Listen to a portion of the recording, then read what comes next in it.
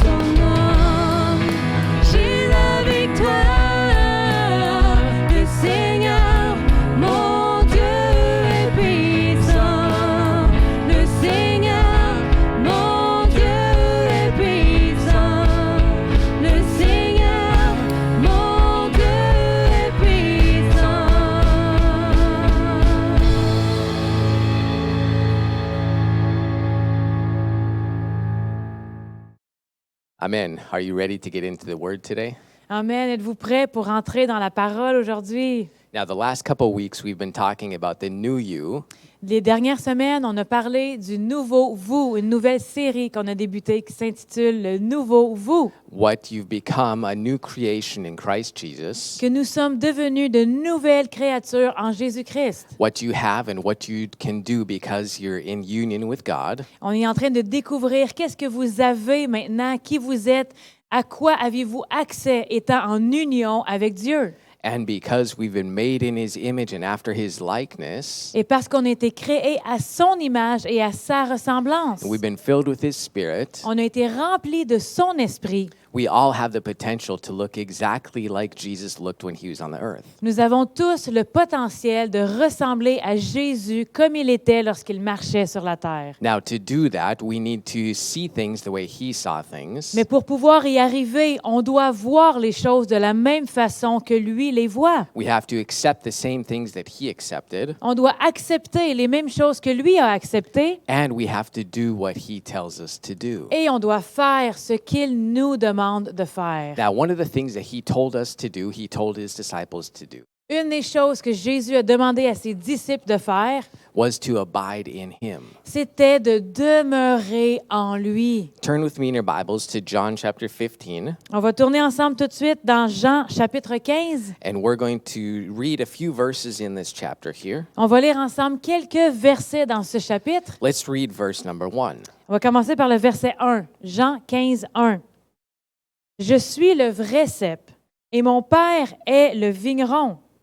So if Jesus is the true vine, » Si Jésus est le vrai cep, in other words, we should be attached to the true vine, en d'autres mots, on devrait être attaché au vrai cep. then there can also be a false vine. Ça veut dire que ça se peut qu'il y ait aussi un faux cep. And where he talks about where we abide in him and we receive the life, Et lorsqu'il nous demande de demeurer en lui, de là où nous recevons la vie, if we're not abiding in him, we won't receive the benefits from his life. si on ne demeure pas en lui, on ne pourra pas recevoir les bienfaits de sa vie. Let's read verse number 2. Verset 2, Jean 15, 2. « Tout sarment qui est en moi et qui ne porte pas de fruit, il le retranche. Et tout sarment qui porte du fruit, il l'émonde afin qu'il porte encore plus de fruits. » So we could say that God is obviously interested in us producing fruit Alors, on peut vraiment voir que Dieu est intéressé à nous voir porter du fruit. because as a vine dresser, he takes care of the vines so that they produce more fruit. Parce qu'en tant que vigneron, il s'occupe bien des vignes pour qu'elles produisent plus de fruits. Let's read verse number 3. Verset 3, Jean 15, 3. « Déjà, vous êtes purs à cause de la parole que je vous ai annoncée. » Now, this is something amazing. Jesus said, you're already clean because of the words that I've spoken to you. C'est un passage assez important aussi à comprendre. Jésus dit, « Vous êtes déjà purs à cause de la parole que je vous ai annoncée. » You see, we have to accept what Jesus says about us On doit accepter ce que Jésus dit à propos de nous so that we can walk in what he's provided for us. pour qu'on puisse marcher dans sa provision, ce qu'il a pourvu pour nous. Let's read verse number 4. Verset 4. « Demeurez en moi, et je demeurerai en vous, comme le sarment ne peut de lui-même porter du fruit, s'il ne demeure attaché au cep.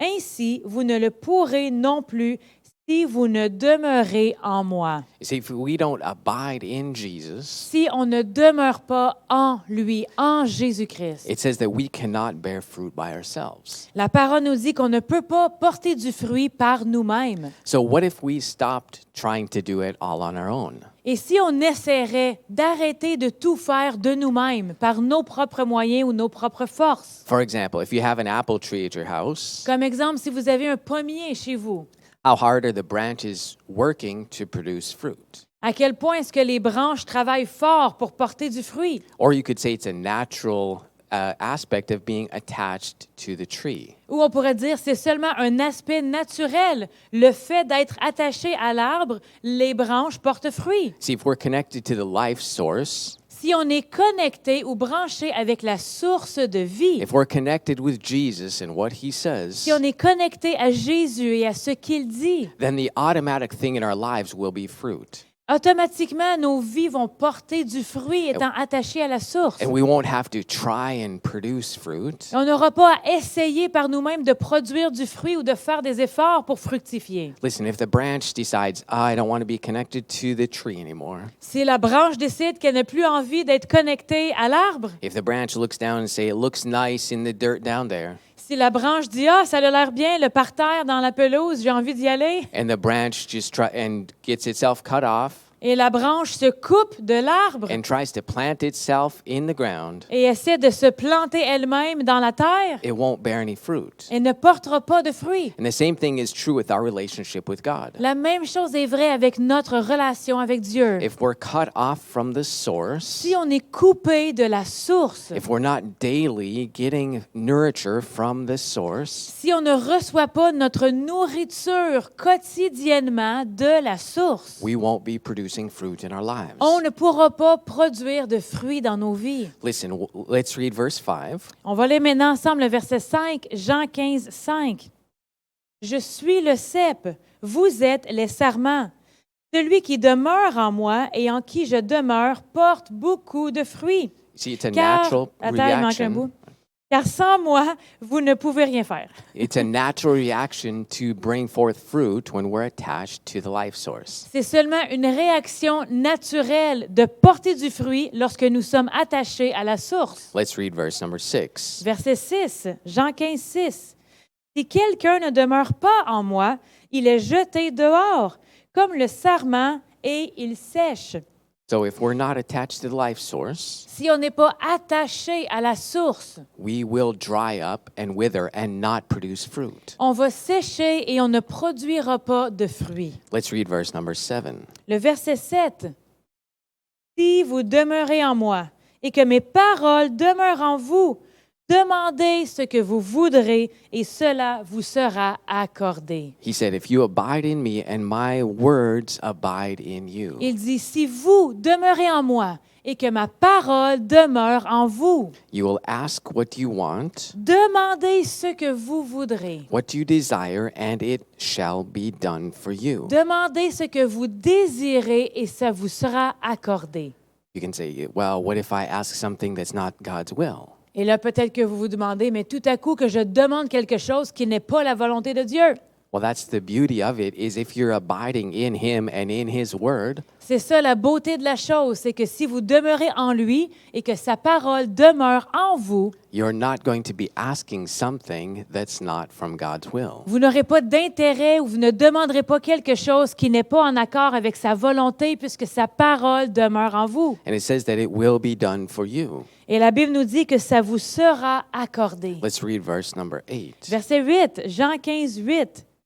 « Si vous portez beaucoup de fruits, c'est ainsi que mon Père sera glorifié et que vous serez mes disciples. » Listen, if you take this in context with the verse number 7 right before it, Si on prend ce passage-là en contexte avec le verset 7 qu'on vient de lire juste en haut, if we're bearing fruit si on porte du fruit because we're abiding in Him, parce qu'on habite en lui ou parce qu'on demeure en lui, on porte du fruit and we ask things that are according to His will, et qu'on demande des choses en accord avec sa volonté and we have them, we see them in our lives, et que les choses qu'on a demandées, on les voit s'accomplir dans notre vie, it brings glory to God. ça va amener gloire à Dieu. Having our prayers answered brings glory to God. Que nos prières soient répondues amène la gloire à Dieu, donne gloire à Dieu. Having our prayers answered is not something selfish. Que nos prières soient répondues, ce n'est pas quelque chose d'égoïste. It's allowing God's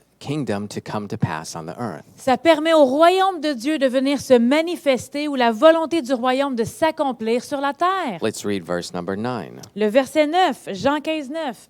« Comme le Père m'a aimé, je vous ai aussi aimé. Demeurez dans mon amour. Abide in his love. Demeurez dans son amour. In verse 7, it said, let my words abide in Au you. verset 7, on a lu que ma parole demeure en vous. And so we need to abide in God's love. On doit demeurer dans l'amour de Dieu. You know, Paul prayed in Ephesians that we would know the fullness of God's love. Paul a prié dans Éphésiens pour qu'on puisse comprendre et saisir la grandeur de l'amour de Dieu. And if we don't capture that, if we don't focus on that, Si on n'est pas capable de le saisir ou de capturer l'amour que Dieu a pour nous, then we're looking to others for whatever our need is. on va regarder aux autres pour rencontrer nos besoins. So let's read verse number 11. Verset 11, Jean 15, 11. Je vous ai dit ces choses afin que ma joie soit en vous et que votre joie soit parfaite, So that his joy can be in us pour que sa joie puisse être en nous and that we can be perfected in that joy. et qu'on puisse être perfectionné dans cette joie. You see, and if we live in Jesus' joy, Si on vit selon la joie de Jésus, par sa joie qu'il nous donne, it's not based on what we see and it's not based on what we're going through. notre joie ne sera pas basée sur ce qu'on voit ou sur les circonstances auxquelles on passe à travers. Let's read verse number 16. Verset 16, Jean 15, 16. Ce n'est pas vous qui m'avez choisi, mais moi.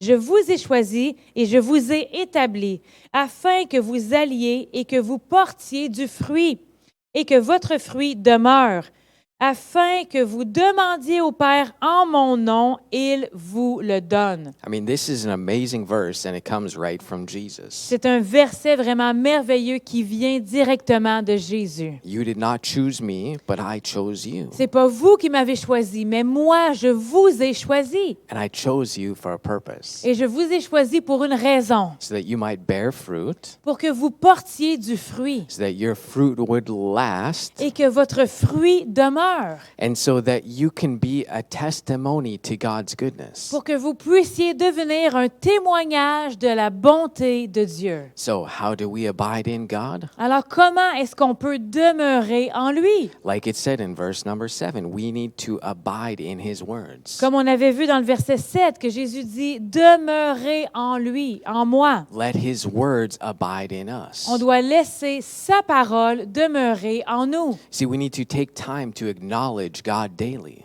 On doit prendre du temps pour reconnaître Dieu quotidiennement. We need to acknowledge that he is there. On doit reconnaître qu'il est là. Listen, how would your day change if you just acknowledge God for 30 seconds at a time?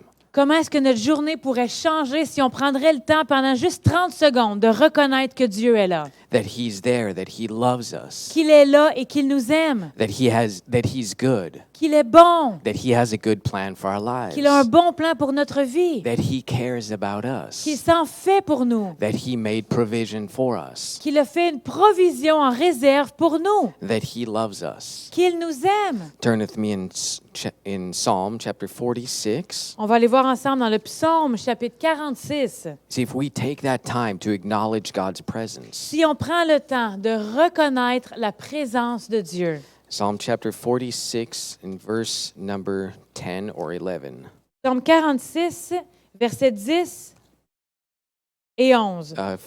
10 or 11. This says, be still and know that I am God. Dépendamment de la traduction ou la langue de votre Bible, c'est peut-être pas nécessairement le même verset, mais Psaume 40, 46 verse 10.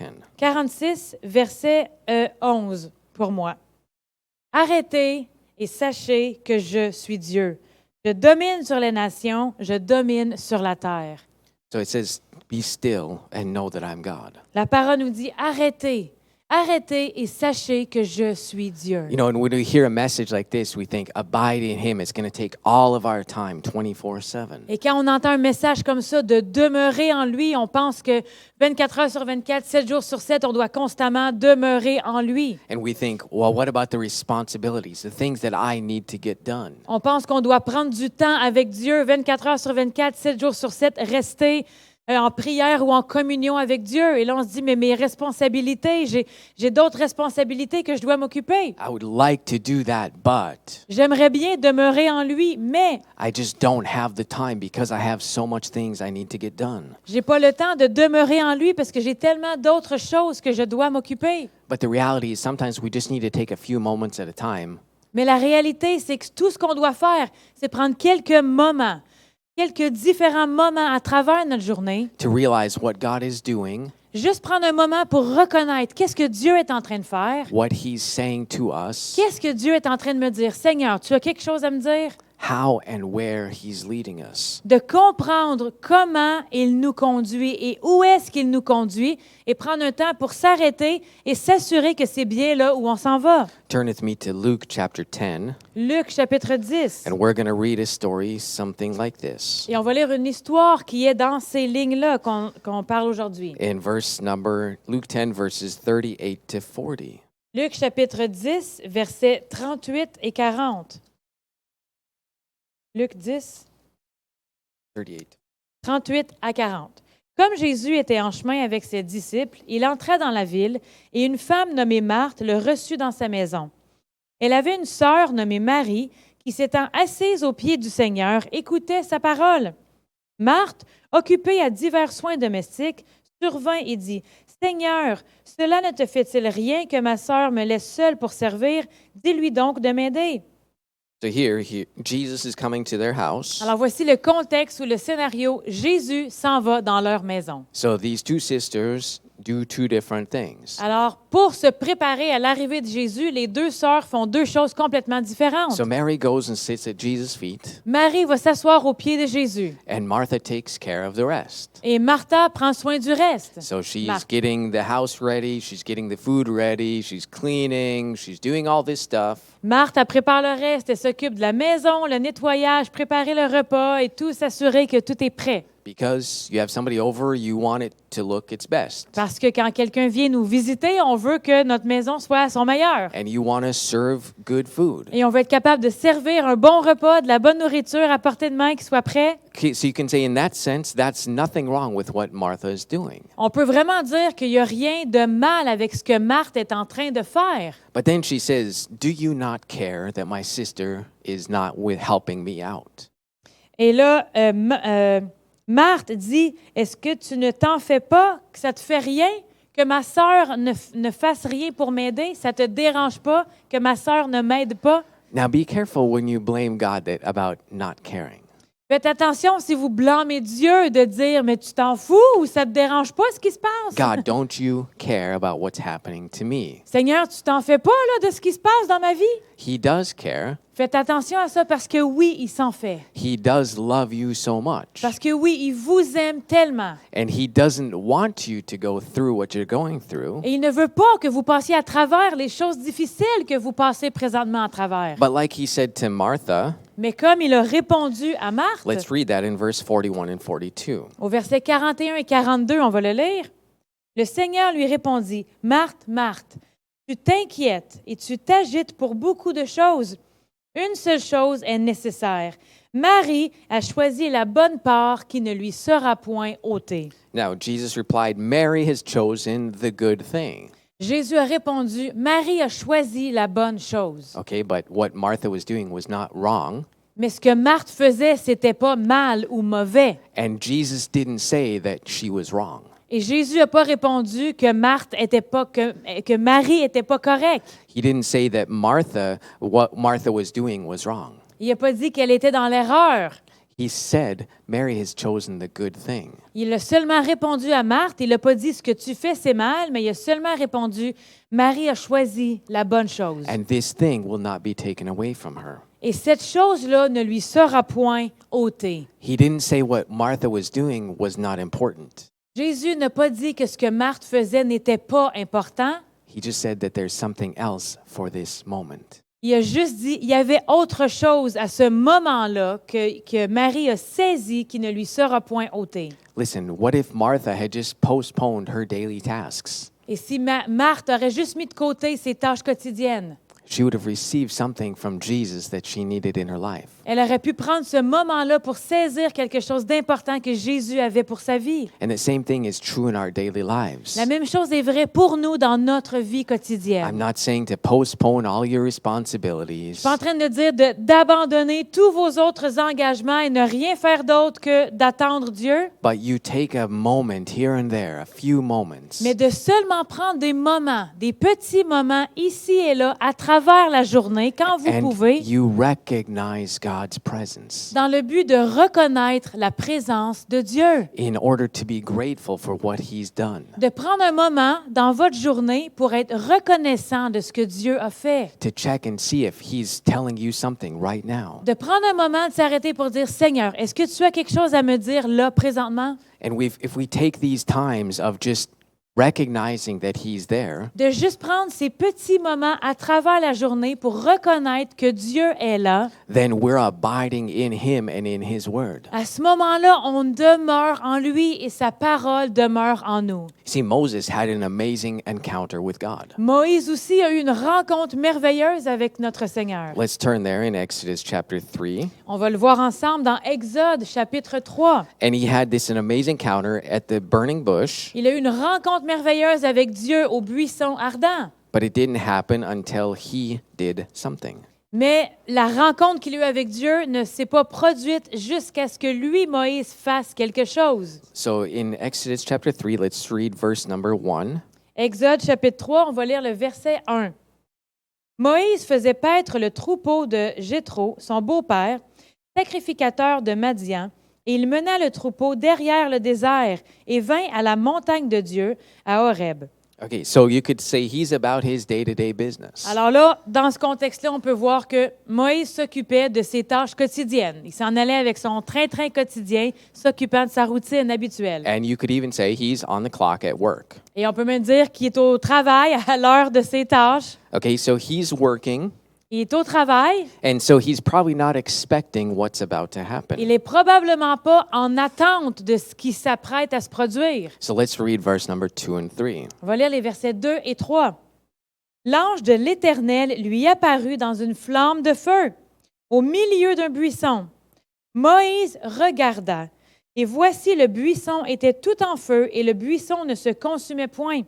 Moïse dit, « Je veux me détourner pour voir quelle est cette grande vision, et pourquoi le buisson ne se consume point. » Okay, so Moses saw something out of the ordinary. Alors là, Moïse s'en va avec son train-train quotidien et il a vu quelque chose qui était hors de l'ordinaire. The angel of the Lord shows up in the form of a burning bush. Un ange de l'Éternel lui est apparu dans la forme d'un buisson ardent. Now, if you have the Word of God inside of you, Si vous avez la parole de Dieu à l'intérieur de vous, you have the habit of planting His Word in your life as seed, vous avez l'habitude de semer la parole de Dieu en vous comme une semence dans votre cœur, and you have a verse that comes to mind. vous avez un verset qui vous revient. That's just as supernatural as Him showing up in a burning bush. Sachez que c'est autant surnaturel que de voir un ange en forme de buisson ardent. And so if that verse comes to your mind, Si vous vous en allez avec votre train-train quotidien, il y a un verset de la parole de Dieu qui continue à vous revenir. don't push that verse aside. Ne tassez pas ce verset de côté, n'essayez pas de l'enfouir. It's for a purpose, Ce verset, la parole de Dieu vous revient en mémoire pour un but spécifique and it can lead you into an awareness of God's presence right then, that very moment. et ce verset-là peut vous amener une conscience de la présence de Dieu qui est là avec vous à ce moment même. It can be the solution to your problem that you've been looking for months. Ce verset-là qui vous revient en tête peut être la solution à votre problème que vous essayez de régler depuis des mois. So let's read verse number 4. Alors lisons le verset 4. Exode 3, 4. L'Éternel dit qu'il se détournait pour voir.